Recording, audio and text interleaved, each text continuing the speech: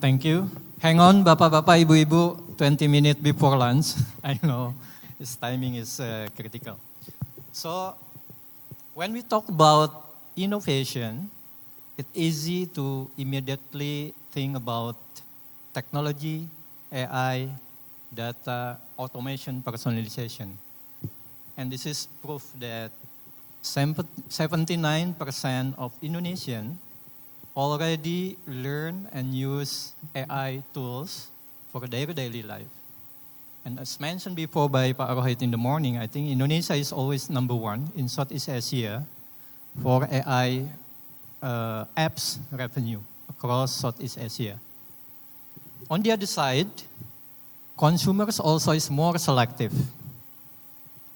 So they choose the brand, and they also have a good knowledge and use about the technology in their life. For a technology company like Infinix, innovation may be a bit different, right? Because technology, AI is already embedded into the product.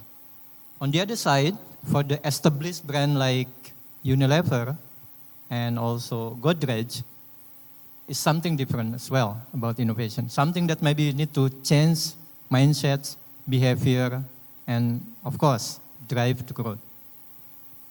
So there is a kind of proof, for example, just take maybe a bit late or old proof that from the Unilever own beauty AI studio, that AI and technology is not only 30% make it faster in terms of production, but also doubling the view and the click for that content. So this is something of proof that, of course, innovation need to drive the real change. So the question again, maybe it's not only about innovation or advanced innovation, but meaningful innovation. How the innovation can drive the business, drive the real business for the brand. So in that context, maybe I would like to ask first question that apply to all panelists. When we say advanced innovation that drive real change, what real change mean for your business or your brand? So maybe I will start with Sergio. Okay, thank you. Anyway, I'm freezing here. Okay, thank you so much for your time. So I think if you talk about real change, so real change I think happens when innovations can change the way consumers experience with the product category, right? So that's an important thing. So I think many people think that innovation is about creating a new AI, new products that launch in the market. But actually, we believe in Infinix, also what we done before in Infinix, innovation is ability to see familiar things into a completely different perspective. So yeah, I think that's the things that we try to make it done. So maybe Distya different from Infinix. Thank you, Pak Amir, and hello everyone.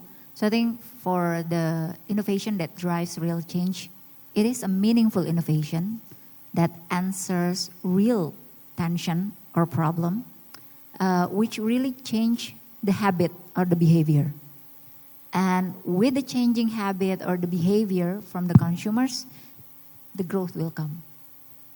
Okay, maybe next. Because we came from the similar industry, so I echo what Distya was saying, and then I just add one more holy grail. I think the key important things, if it's successful, it has to drive buyers' growth, be it growth for your own brand, you expand the category, you grow to adjacent category, but if it's just not moving the needle in terms of buyer growth, it's just not the real innovation. Okay, so I would like to deep dive more. Maybe I will start with this year from Unilever. Unilever manages very well known and very established brand, right? So for established brand, innovation is not always about launching something new. How do you define innovation in the context of brand that consumer already know deeply? So if someone can put the slide also in the screen.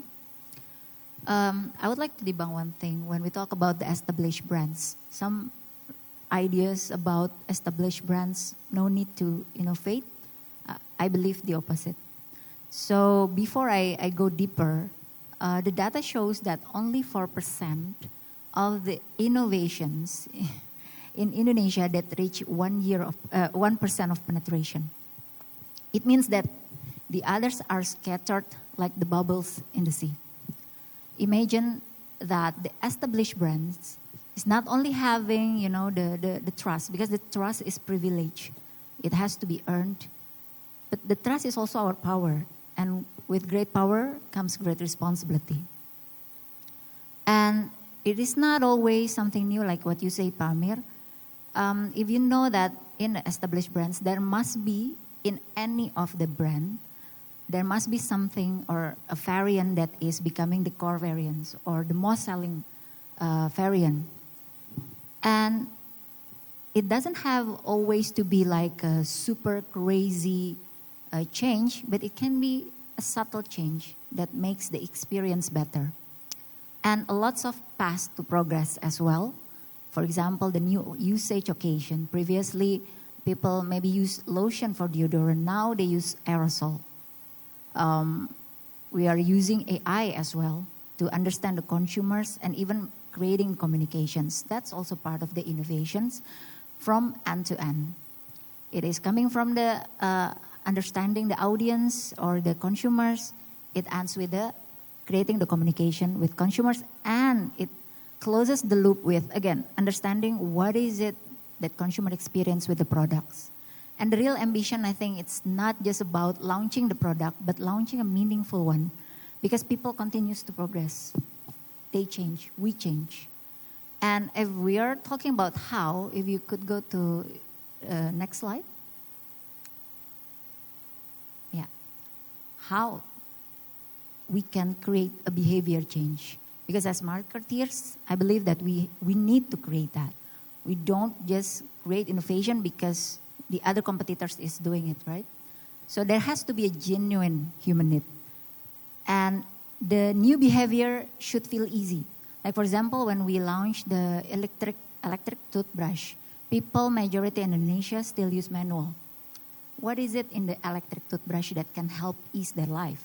Or previously they have to use their energy to brush. Now they just turn on the product and then, the product doing it for you. Things like that. And also it has to create emotional reward. Because if we are only talking about functional, then we're not going to get away from price war. There's always going to be price war. And if we really answer their need, there has to be some emotion connected with that. And it has to be repeated consistently, be it in the product, in the packaging, in the communication, wherever we go. When we say people, hey, brush your teeth 2 times a day, they don't just do it, right? We have to lead with example. How? What is the right way? Why do I have to brush before sleeping? Why does it have to be 2 times a day? Why can't we just brush 1 time a day? Things like that. So I think that's how we see it. Okay, thank you. So maybe I will move to Pak Sergio first. So, Yep.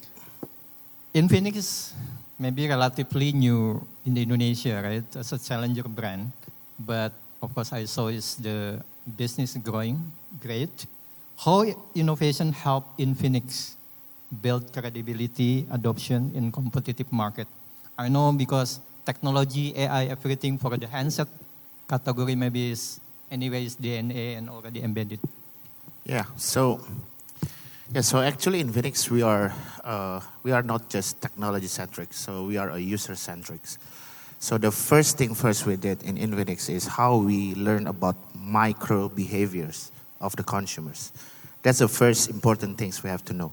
After we know these micro behaviors, and then we know what is the latent demands from the consumers. Latent demands, what I mean is the consumer demands that already exist, but from the consumers, the way they articulate is still not clear enough. So that's the role of the brand to solve this, right?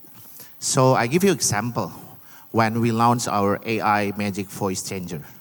So we have an AI Magic Voice Changer when you play Mabar for gaming, right? So you can change the voice with the characters what you want, right? So before, maybe people think that this kind of features actually is not useful for the gamers, right? But actually it's based on the consumers' behaviors, the micro-consumer behaviors. Consumers, especially for gamers, they're not only looking for performance smartphone, right? But actually the way they communicate with their friends when they play the games, how they express themselves, actually is part of their micro behaviors. So we turn this out into our strategy, into products to create a new AI. And surprisingly, when we launched this, even when we collaborate with one of other IPs, gaming IP like Mobile Legends, we can see that the features that we launched, the AI Magic Voice, is one of the best features that we launch in our products. So I think first thing first is how we identify the micro behaviors of the consumers. And then second, we identify the hidden tension from the consumers. And then after that, how we find the right technology to solve this. So that's the things that how Infinix drive innovations into our products and to our brand also. So it's all about how to see the unseen. So yeah, when before it's obvious to everyone else, we have to aware about this. So I think that's what we've done before in Infinix, and yeah, I do believe that what we've done is something that we try to solve a real problems from the consumers. Okay, most of the consumer maybe is digital first consumers for Infinix, right? Yeah. How you build also the brand building or brand emotional on top of course, technology and AI is a product feature. Yeah, it's very interesting actually also in Infinix. So yeah, of course we have the rational values, right? Rational values as a gaming smartphone, we have to embed the performance like chips, good chipset, big batteries, high refresh rate, right? But on the other hand, we have to build also our emotional values, right? So how to build our emotional values actually is how we tap into the right cultural white space. And in here, actually in Infinix, we always create like many marketing initiatives or any kind of like PR stunts or any kind of marketing activities that actually have three pillars. First is it should be very relate with the product itself, of course. Second is how we can inject the social currency in there. It should be has a shareability, right? And the third is how to create a marketing initiative or any kind of activities, marketing, that can drive considerations for the consumers, right? So I give you example also for this. We create a lot of, I have a slide actually for this. I think they forgot. So actually we have some example, actually some of the activities that we've done in Infinix. First, we create the first gaming village in Indonesia. So we make an ecosystem of the first gaming village in one of the cities of Indonesia, and we try to empower many of gamers to become pro players. And we have another activities like, actually if you know, people go to Warmindo. You guys know Warmindo, right? Actually, they go to Warmindo not just eating noodles, but they play games until morning, right? And then we comes out with our activities. It's called Warning. It's Warung Infinix Gaming. So we make up the Warmindo, become a pro scene competitions of pro players, gamers. And this kind of things actually is we try to tap into the culturals. And also some of the things that, for example, we brought in gaming into the fashion stage in the Jakarta Fashion Week last time when we want to try to embrace what is the fashion statement of the gamers. And one of the good things, if you ask about how to make a relevancy with the products when we create this kind of activities, I remember we launched, which one? Oh, this one. So a couple of months ago, we launched our Note 60, right, in Bali at that time. So instead of we said that we have a very powerful chipset at that time, first time we collaborate with Snapdragon, we create something that different. So we said that this phone controlling all the events that we made in GWK Bali. And you know what? It's indirectly to introduce, actually we have a very powerful chipset at the time, right? So yeah, back again, how we can tap into the cultural white space, and also how to create these three pillars. First, how to make activities or initiative that has a relevancy with the product. Second is put the social currency in there, right? And third, how to keep the activities or any kind of marketing initiative still has a consideration driver in there. Okay, interesting. That's from technology. Go back to the FMCG's Godrej, Hilda. Indonesia, I think you are managing dairy products that consume daily, right? And Indonesia have many Indonesians, not only Jakarta. How do you use local insight to innovate or maybe help the business in Godrej? Yes, let me share two stories from two of our categories in Godrej. If you can show my slide.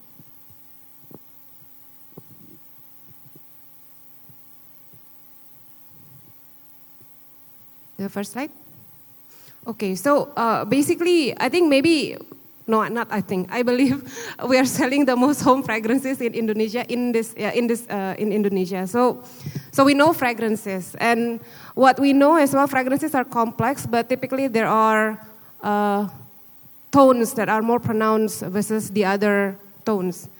Now, over the many years with operating, then we learned that, for example, Java and Kalimantan have different fragrance profile in terms of the fragrance that they are more prominent in terms of the tone itself. So Java typically leads towards more floral, and then Kalimantan leads towards more fruity. So if we look at Indonesia as just one Indonesia, that will be the fastest pathways to be under innovating in terms of your category. So that's one example on the air fresheners. And then another example on the home insecticides category. So typically sometimes we think of average Indonesian household, average high income Indonesian, average low income Indonesian, average SES, CDE Indonesian, things like that, right? If you go to the next slide, please. But actually different social economic conditions leads to different household type, and then different geographical location also leads to different types of vegetation, also leads to different level of mosquito infestation pressure. So for home insecticides, then we created 2x2 matrix to define really identify what kind of situations that the people are living in. So for example, then we split into whether it is easy or difficult. Easy means there's not many mosquito infestation. Difficult means high infestation. Typically, this is in places where vegetations are still very much widespread, like in pertambangan, perkebunan, those things. And then you have enclosed environment or open environment, like highly ventilated houses where, maybe the houses are, it can be low income houses, like for example, maybe it's like, kayak agak-agak open gitu ya rumahnya, but it can also be higher income houses where they just have their own patio and all that. So we develop different product innovations depending on different household situations. And it's all come back to the team does consumer immersion every single month. So they come to the consumer houses, they come with some topic or hypothesis that they want to test out, and then they continuously trying to understand and unearth the tiny nuisance that consumers started to live with it, like they taken it for granted. So they continue to start trying to unearth those key insights. I think interesting, advanced innovation or innovation specifically maybe can be different again for the product, because innovation need to really drive or the change, the real change. So maybe because of the time, one sentence from each panelist. When we say again advanced innovation that really drive the real change, what maybe statement or sentence that you can leave with the audience learning from your business? Distya. So I think it remains that as the thought leaders, we need to create the change of the habit, the change of the behavior by offering the meaningful innovation that is really answering the people's needs. And I learned it the hard way that when having an innovation is not only the first to launch, it's not only, the big change, but the innovation that evolves with people. Because people grow, they have evolving needs, they have evolving behavior. Thank you. Sergio, maybe one sentence Okay, or quick. I already prepared this actually. So very short. So I think for me is don't be to be obsessed with innovations, but be obsessed with understanding and loving the problem. I think that's Thank you. And For me. last Thing related to my slide. So stop innovating for average Indonesians, because we have to really ask the question, whose problem are we exactly solving? What kind of house do they live in? How do they live? Those things. Thank you. I think time is. There is additional 1 minute. But I think from Distya tadi ada mungkin one more slide that you would like to share on the question around. Maybe last from. Okay. So last before last, I would like to say about the purpose and innovation. So if we put the purpose on the communication, that's great. That's good. Maybe people will applaud. But I think it's more important is that how we lead the change, how we lead the purpose. And when we talk also about how it is being communicated right now, you already mentioned about the content created by AI, right?